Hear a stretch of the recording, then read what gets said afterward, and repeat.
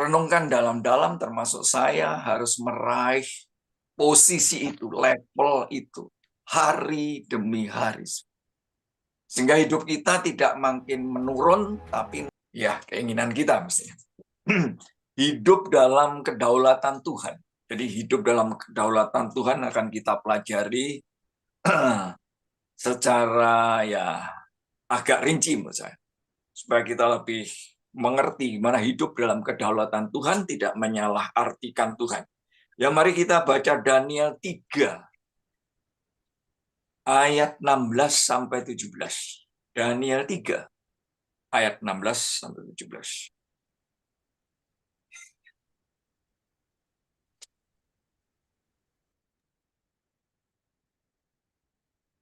Ya, silakan. Ada yang bertugas? Iya, kok enggak kelihatan ya? Oh ya, sudah. Daniel Sudah ya? 3 ayat 16. Lalu Sadrak, Mesah, dan Abednego menjawab Raja Nebukadnezar, tidak ada gunanya kami memberi jawab kepada tuanku dalam hal ini. 17. Jika Allah yang kami puja sanggup melepaskan kami, maka ia akan melepaskan kami dari perapian yang menyala-nyala itu dan dari dalam tanganmu, ya Raja.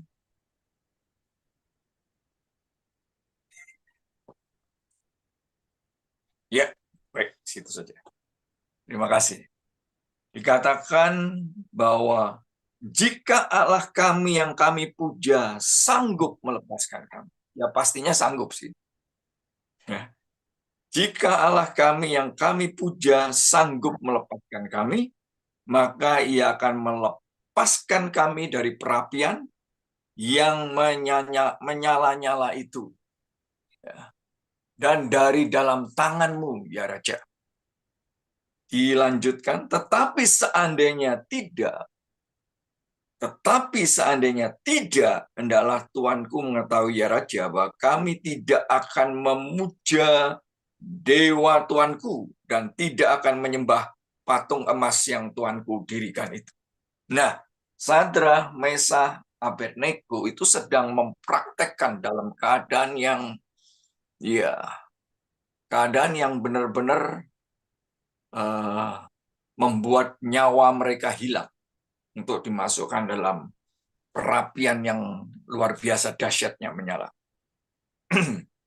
oleh Nebukadnezar karena tidak mau menyembah patung dan dewanya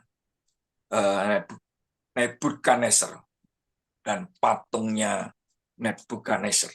Jadi Sadrak, Mesah, Abednego itu sedang mempraktekkan hidup dalam kedaulatan Tuhan. Baik Tuhan mau menolong, baik Tuhan tidak, itu terserah Tuhan, kedaulatan Tuhan. Nah, kalau kita mempunyai cara hidup seperti ini, meraih basic menurut saya, dasar seperti ini, yang sesungguhnya harus kita raih, maka hidup kita akan menjadi tenang, kuat, menurut saya, dan berani menghadapi tantangan, tanpa merasa sesuatu yang mencengkam, mengerikan, mengintimidasi kita. Jadi hidup dalam kedaulatan Tuhan itu nggak perlu didiskusikan. Hidup di dalam kedaulatan Tuhan tidak perlu disalah mengerti dan mengatakan Tuhan itu tidak adil misalnya karena tidak mengerti kedaulatan Tuhan. Jadi tidak perlu didiskusikan, tidak perlu diperdebatkan, tidak perlu Tuhan disalah mengerti. Itu kedaulatan Tuhan. Nah, nanti kita bahas apa itu kedaulatan Tuhan.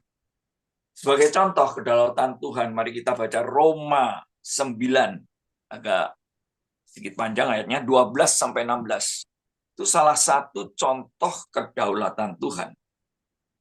Roma 9 ayat 12 dikatakan kepada Ribka, anak yang tua akan menjadi hamba anak yang muda. 13. Seperti ada tertulis, aku mengasihi Yakub tetapi membenci Esau. 14. Jika demikian, apakah yang hendak kita katakan? Apakah Allah tidak adil? Mustahil. 15. Sebab ia berfirman kepada Musa, aku akan menaruh belas kasihan kepada siapa aku mau menaruh belas kasihan. Dan aku akan bermurah hati kepada siapa aku mau bermurah hati. 16. Jadi, hal itu tidak tergantung pada kehendak orang atau usaha orang, tetapi kepada kemurahan hati Allah. Amin. Amin. Amin. Ya. Itulah kedaulatan Tuhan. Anak yang tua akan menjadi hamba anak yang muda. Ya, ya nggak wajar sebenarnya. Tapi itulah kedaulatan Tuhan. Seperti ada tertulis, aku mengasihi Yakob, tetapi membenci Esau. Pasti adil. Karena Tuhan itu maha tahu. Ada makhluk yang seperti Esau yang nanti terlahirkan. Jadi dia tahu. Kita ini sudah tahu kemana kita mengarahkan hidup kita. Tuhan sudah tahu itu. Maka dekat-dekatlah dengan Tuhan yang murah hati. Ya. Jika demikian, apakah yang kita katakan? Apakah Allah tidak adil? Sebab ia berfirman kepada Musa. Jadi dikatakan, aku menaruh belas kasihan kepada siapa aku mau menaruh belas kasihan. Dan aku akan bermurah hati kepada siapa aku mau bermurah hati. Dan seterusnya. Itulah kedaulatan Tuhan. Yang nggak bisa kita ganggu gugat Tuhan. Yang nggak bisa kita curigai. Nggak bisa kita mengatakan dia tidak adil dan sebagainya. Seolah-olah Tuhan pilih kasih dan sebagainya. Saudara, kedaulatan Tuhan itu perlu dihargai. Jadi kedaulatan Tuhan itu perlu dihargai. Ingat, meskipun dia berdaulat, kita di dalam Kristus, dia, Allah itu adalah Bapa kita. Saya ulang, kedaulatan Tuhan itu perlu dihargai. Meskipun dia berdaulat, dia tetap Bapa kita. Camkan ini. Pikirkan ini dengan baik-baik. Meskipun dia berdaulat, dia tetap Bapa kita. Yang sangat mengasihi kita, dengan mengorbankan anaknya yang tunggal, Yesus Kristus, untuk menebus dosa kita dan menyelamatkan kita. Saya ulang lagi ya. Kedaulatan Tuhan itu harus kita hargai. Meskipun dia berdaulat, dia tetap Bapa yang sangat mengasihi kita. Dengan mengorbankan anaknya yang tunggal, yaitu Tuhan Yesus, untuk menebus dosa kita dan menyelamatkan kita. Begitu, saudara. Jadi itu proporsional. Dia berdaulat, tapi dia Bapak kita. Ya, saya punya rekan sepelayanan. Ya, sudah, ya saya masih lebih usia. Tapi dia juga sudah bukan muda lagi, sudah berumah tangga. Jadi istrinya itu rekan sepelayanan dulunya waktu di Bali, ya termasuk anak rohani atau yang sering saya mentor. Dia mengatakan bahwa saya hidup itu mau seperti lagu yang itu, sudah mungkin Pak Putu tahu tuh, suka-sukamu Tuhan. Jadi kita harus menaruh hidup suka-sukanya Tuhan yang mengatur. Pasti terbaik untuk kita. Suka-sukamu Tuhan. Itu ya kira-kira begitu lagunya. Nah saudara, apa itu kedaulatan Tuhan? Apa itu kedaulatan Tuhan? Daulat itu artinya kekuasaan atau pemerintahan. Jadi daulat itu kekuasaan atau pemerintahan. Jadi rencana Allah atau kehendak Allah yang berdaulat, yaitu kehendak Allah yang memiliki kekuasaan yang tertinggi. Nggak bisa kita kotak-katik, yang tidak kita mengerti pun. Jadi jangan kotak-katik yang vertikal, yang tentang Tuhan sedalam-dalamnya, nggak bisa. Tuhan itu tak terselami. Kita nanti yang jadi stres dan pusing. Oleh karena itu kehendak Allah yang berdaulat itu memiliki kuasa yang tertinggi. Mari kita baca Ayub 23 ayat 13. Ayub 23 ayat 13. Ayub 23 ayat 13. Tetapi ia tidak pernah berubah. Siapa dapat menghalangi dia? Apa yang dikehendakinya dilaksanakannya juga. Amin. Tapi ia tidak berubah. Siapa dapat menghalangi dia? Menghalangi dia. Apa yang dikehendakinya dilaksanakannya juga. Gitu. Ya. Jadi itulah kedaulatan Tuhan. Kadang-kadang ada hal-hal yang sulit juga dimengerti. Misalkan Hizkia pada waktu sakit dan Yesaya menubuati bahwa dia akan segera mati, maka Hizkia meratap di tembok, mengatakan, Tuhan, aku melayani Engkau baik-baik, sudah melayani dengan takut akan Engkau, masa aku mati dengan sakit ini? Aneh ya, Tuhan itu suruh Yesaya balik ya dan mengatakan bahwa dia sembuh. Hizkia sembuh dan umurnya diperpanjang 15 tahun lagi. Ya, Saudara. Aneh, Tuhan sepertinya menarik kembali ketentuannya. Itulah kemurahan Tuhan yang berdaulat itu. Tapi anehnya Hizkia yang dikasih hidup 15 tahun menjadi sombong, menjadi tidak takut akan Tuhan, menjadi membuka rahasia-rahasia penyembahan, misalnya barang-barang di bait Allah dipamerkan dengan raja kafir. Aneh sekali, sampai mati. Hizkia malah seperti itu, diperpanjang hidupnya 15 tahun. Wah, kalau kita pikirkan tambah mumet. Apa Tuhan tidak tahu? Wah, mumet nanti. Jadi, serahkan saja pada kedaulatan Tuhan. Yang pasti dia sangat baik, karena dia Bapa kita. Nah, saudaraku, meskipun Tuhan itu berdaulat, maha kuasa, maha berdaulat, ya perlu kita syukuri. Jadi bersyukur, hidup dengan bersyukur itu memang ampuh untuk menghadapi masalah hidup. Saya ulangi, hidup dengan bersyukur itu dalam segala perkara memang ampuh. Dulu ada buku yang mengatakan kuasa dalam pengucapan syukur, saudara. Jadi Tuhan maha kuasa, maha berdaulat, itu perlu disyukuri. Karena Tuhan yang maha kuasa dan maha berdaulat itu juga maha kasih, maha adil, maha kudus, maha penyayang, tak terselami. Ya, jadi tidak berdaulat aja, tapi dia maha kasih, maha penyayang, maha adil, tak terselami, mengatur kita yang terbaik. Saudaraku.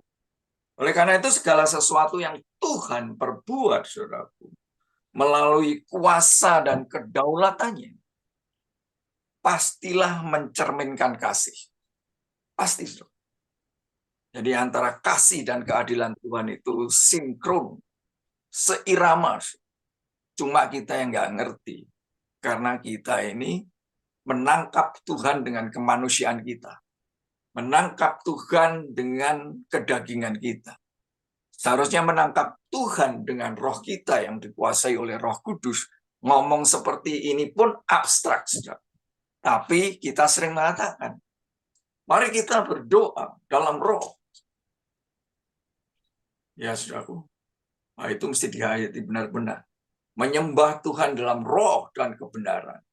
Mesti dihayati sampai dalam, sampai merasakan seperti ayat itu, saudaraku. Jadi kuasa kedaulatan Tuhan itu pasti mencerminkan kasih, keadilan, dan kekudusan Tuhan. Ya, pasti, saudaraku.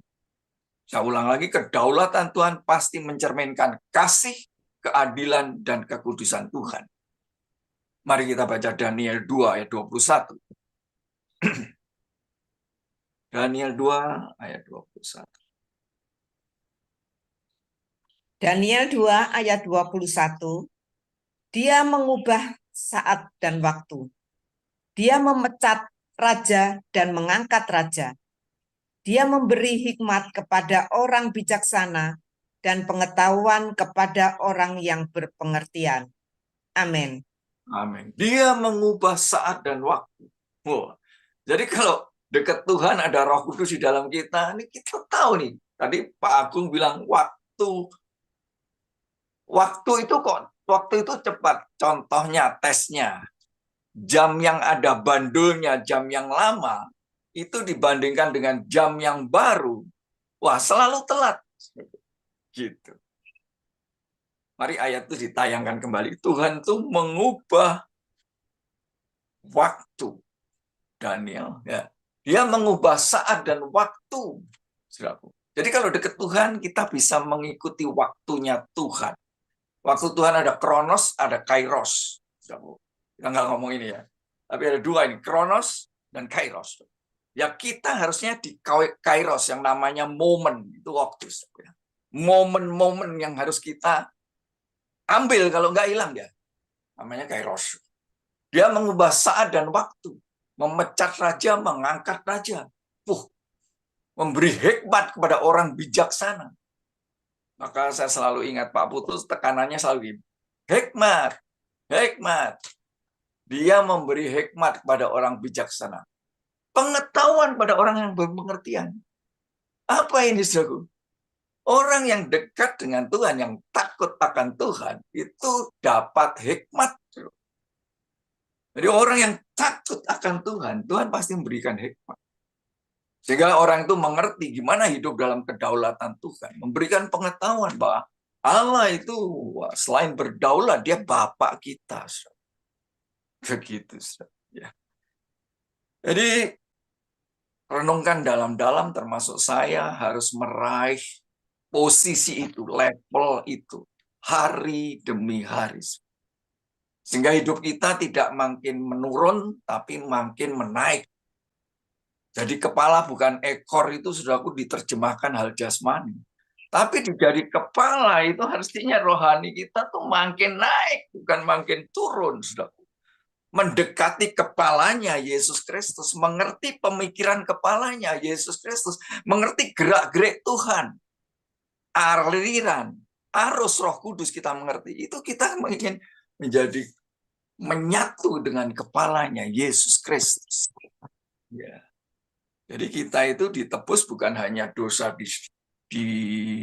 diampuni, ya saudaraku, hidup diselamatkan tidak masuk neraka, tapi tujuan Tuhan yang lebih tinggi adalah theosis, T-H-E-O-S-I-S, T-H-E-O-S-I-S. Theosis apa itu?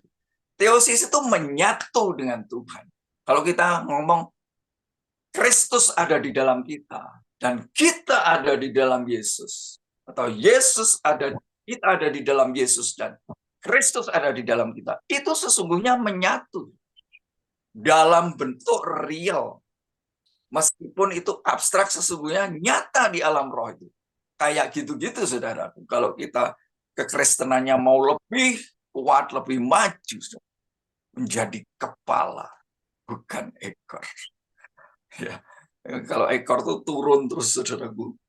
Wah, ekonominya turun, ya saudaraku. Rohaninya turun, tambah bangkrut, saudaraku.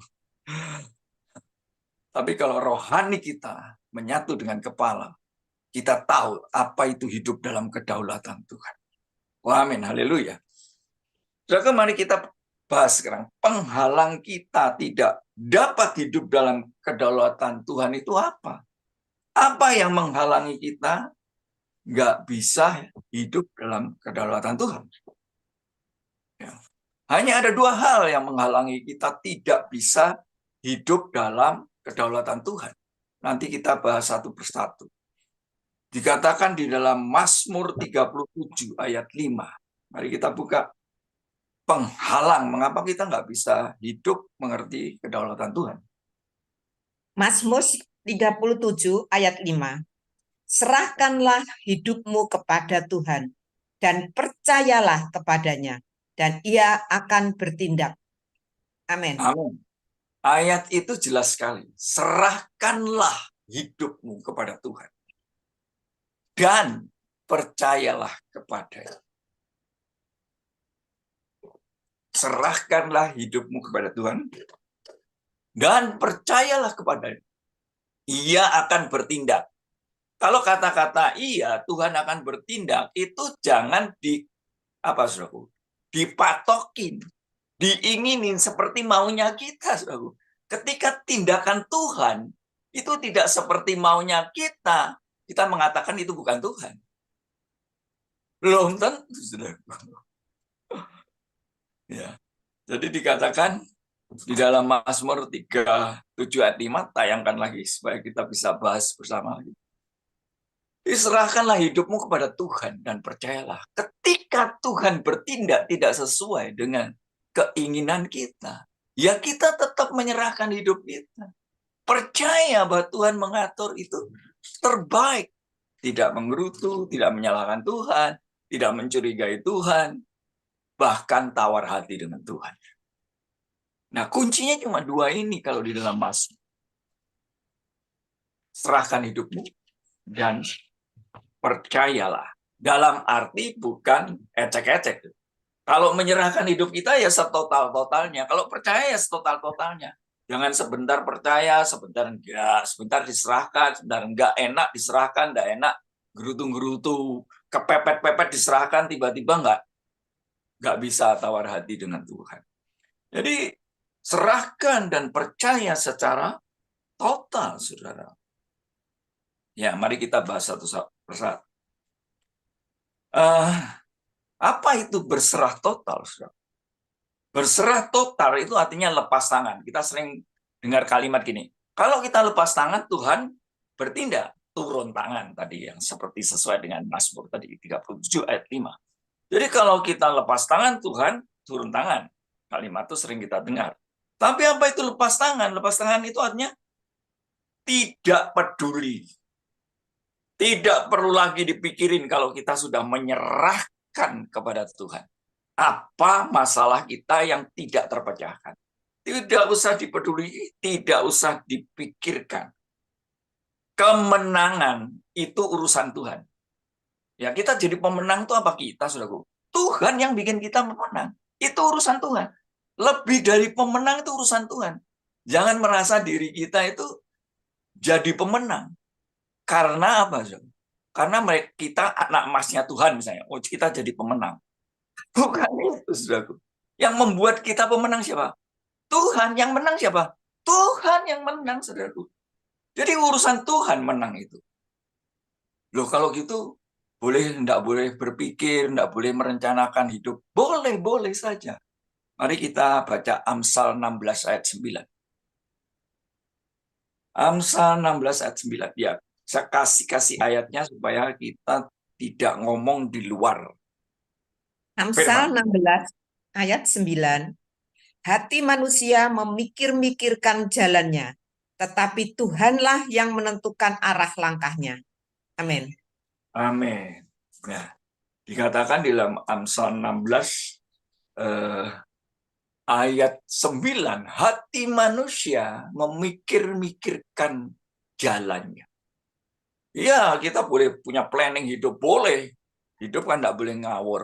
Memikirkan hari demi hari, boleh. Tapi jangan pikiran kita jadi Tuhan kita. Pikiran kita, kepandaian kita, kepedean kita, oh jangan. Ya. Tetapi Tuhanlah yang menentukan arah langkahnya. Ya, sudah saya katakan. Kita boleh merencanakan. Ternyata ada hal-hal yang meleset. Gimana? Berserah kembali kepada Tuhan.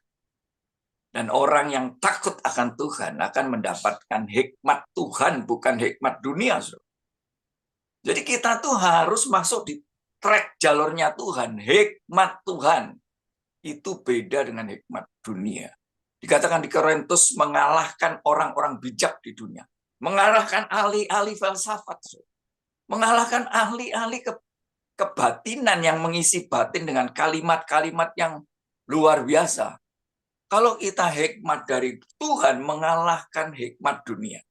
Lah untuk masuk itu nggak gampang. Perlu apa? Takut akan Tuhan dan berserah total hidup dalam kedaulatan Tuhan.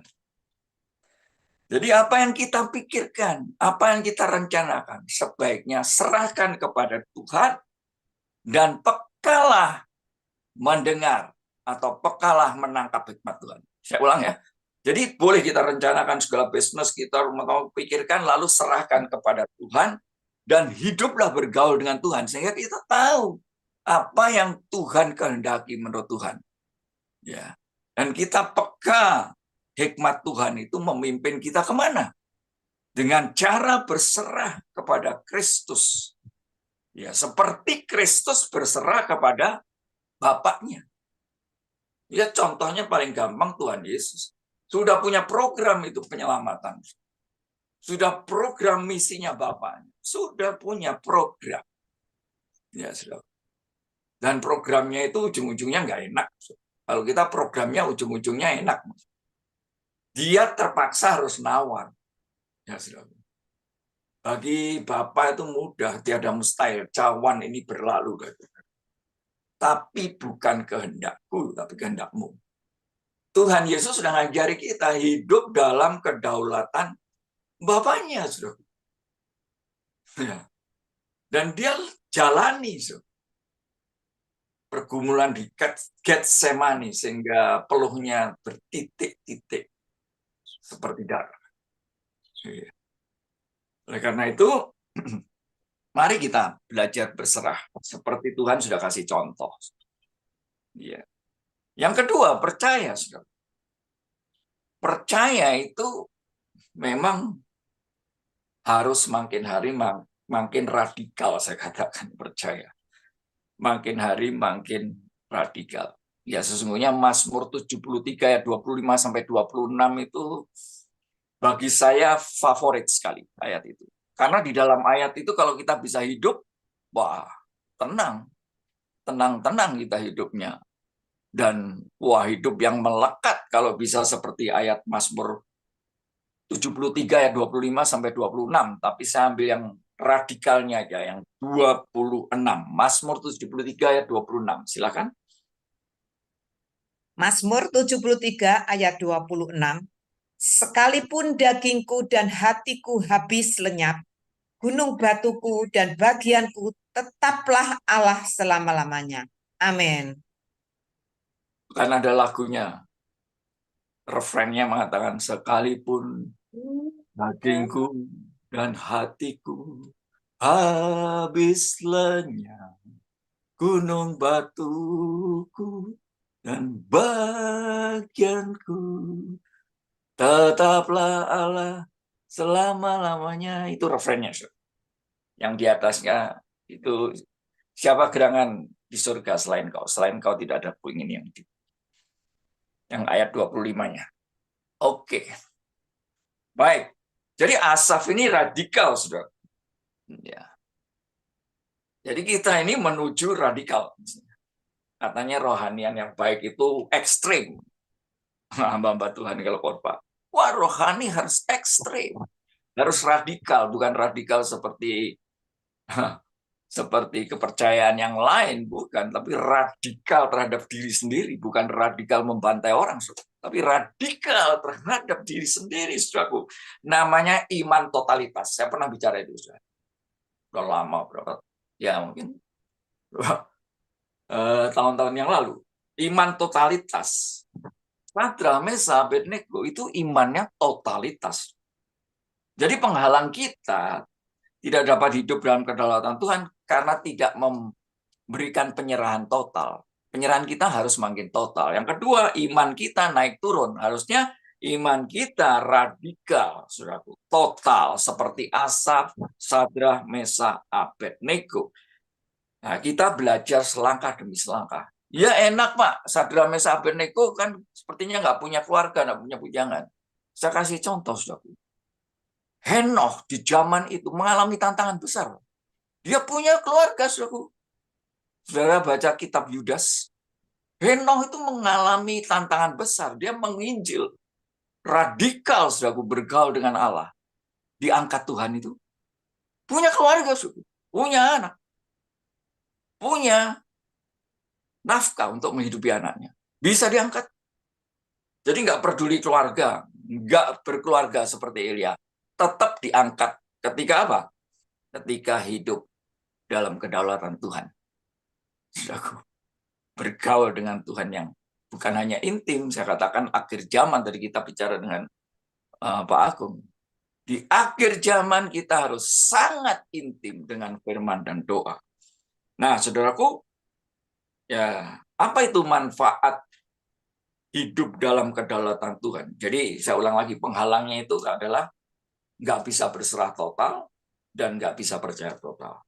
Jadi kalau kita bisa itu hidup dalam kedaulatan Tuhan dengan berserah dan percaya total, maka kita mendapatkan manfaat hidup dalam kedaulatan Tuhan. Apa sih manfaatnya hidup dalam kedaulatan Tuhan itu? Ya, bila kita terus belajar hari-hari, saudara dan saya belajar hidup sehari-harinya dengan mengandalkan kedaulatan Tuhan, hidup dalam kedaulatan Tuhan, menghargai kedaulatan Tuhan, dan meyakini dia tetap apa? Saya ulangi lagi, menghargai kedaulatan Tuhan dan meyakini dia tetap Bapa kita, maka kita akan apa? Menjadi tenang, menjadi damai, dan menjadi kuat. Kita menjadi tenang, menjadi damai, menjadi kuat di dalam Kristus. Dan kalau terus-menerus seperti itu, saudaraku, kerohanian kita akan bisa menghadapi tantangan. Iya. Ya sekarang hidup aja sudah susah, problema sudah susah. Penganiayaan itu belum seperti dulu atau di daerah-daerah atau negara lain secara fisik, secara mental, saudaraku ya. Kalau lihat Paulus dan jemaat-jemaat zaman dulu, saudaraku, penganiayaan kita, saya sudah pernah katakan, penganiayaan kita itu kalau istri ya berbuat yang tidak cocok dengan firman, suami bertekun, itu terjadi penganiayaan. Atau sebaliknya, suami nggak beres, istri bertekun, itu penganiayaan seperti itu. Anak yang nggak bisa dididik dan sebagainya, lingkungan-lingkungan yang tidak kondusif, itu tantangan kita tuh, penganiayaan seperti itu. Makanya kalau kita hidup dalam kedaulatan Tuhan, bisa tenang, bisa damai, bisa kuat di dalam Kristus. Nah, makin hari kan makin sulit ini, dan itu sesuai dengan firman Tuhan.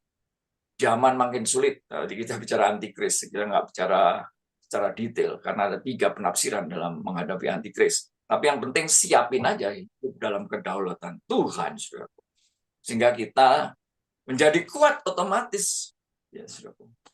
Dulu seminar-seminar akhir zaman marak. Sekarang kelihatannya juga habis juga, nggak ada seminar-seminar akhir zaman. Saya nggak tahu ya, nggak mengikuti. Yang penting mengaplikasikannya. Gimana mengaplikasinya? Terakhir, saudara. Tidak ada jalan lain selain lebih giat, sangat intim dengan Tuhan. Melalui doa yang bersungguh-sungguh. Seperti Tuhan Yesus. Di Getsemani, dia berdoa sungguh-sungguh, saudara. Nah, doa sungguh-sungguh ini macam-macam. Disiplin doa, punya jam-jam doa pribadi. Berdoa setiap waktu yang serius sekali. Yang waktu bekerja, waktu berumah tangga, dan seterusnya, dan seterusnya. Yang benar-benar sungguh-sungguh. Saya rasa sungguh-sungguh itu paling mudah sampai klik dengan Tuhan. Saya nggak tahu bahasa aslinya, bisa dipelajari juga. Apa yang artinya sungguh-sungguh. Ya, mudahnya sampai klik. Nggak pernah menyerah sebelum klik dengan Tuhan. Ya, Yesus bergumul di Getsemani, berdoa dengan sungguh-sungguh sehingga peluknya bercucuran darah, saudaraku. Nah, itulah yang harus kita lakukan. Itu yang namanya memaksimalkan hidup ini. Dan itu hidup dalam kedaulatan Tuhan. Ya, saudaraku. Gimana, Pak? Boleh apa cuma rohani, doa-doa? Enggak. Tidak bekerja, tidak usah makan. Kan? Pastor Paulus. Tetap giat bekerja. Tetap giat. Melayani, oke. Sakit minta sembuh, oke. Ya, saudaraku. Ada persoalan minta solusi Tuhan, oke. Itu oke aja. Namun, serahkan kepada Tuhan. Jadi kalau hasilnya tidak sesuai dengan keinginan kita, percaya, berserah dan percaya. Itulah yang Tuhan kehendaki. Jangan tawar hati, jangan mencurigai Tuhan, saudaraku. Karena banyak kesaksian yang sakit, ada yang disembuhkan, ada yang nggak sembuh. Saudaraku, terakhir ini. Wah, 45 menit katanya Pak Agung. Saya sudah ngoceh banyak nih. Teman saya itu kena diabetes ya, di Melbourne. Dan harus cuci darah. Di Australia itu canggih. Yang namanya peritoneal dialisis itu bisa cuci darah di rumah dengan perutnya di bagian kiri ya. Itu dilubangi dikasih alat. Ya, kita berhubung waktu nggak panjang-panjang. Dia tuh mengimani, saudaraku, mengimani. Ya, tapi dia kurang disiplin makan aja. Ya, bisa disiplin, bisa enggak. Tapi dia mengimani ada kesembuhan-kesembuhan. Dengerin khotbah-khotbah penyembuhan-penyembuhan dari bermacam-macam hamba Tuhan. Ternyata vonis terakhir kritis, segera dibawa ke UGD, harus cepat dioperasi untuk cuci darah. Tapi teman saya tuh yang saya salut itu tidak pernah dia kecewa dengan Tuhan. Padahal dia sudah mengimani. Dan sekarang ini lagi di perawatan di rumah sakit, siap untuk dioperasi. Ya, di Melbourne itu. Dia tinggal di sana. Dia hanya bilang ini, Bias, saya menyerahkan hidup saya total kepada Tuhan. Enggak pernah kecewa. Meskipun mujizat tidak terjadi. Dia masih tetap mengharapkan mujizat. Operasi belum dilakukan. Itu namanya berserah dan percaya dalam kedaulatan Tuhan. Amin. Amin. Renungkan dalam-dalam, termasuk saya harus meraih posisi itu, level itu, hari demi hari. Sehingga hidup kita tidak makin menurun, tapi makin menaik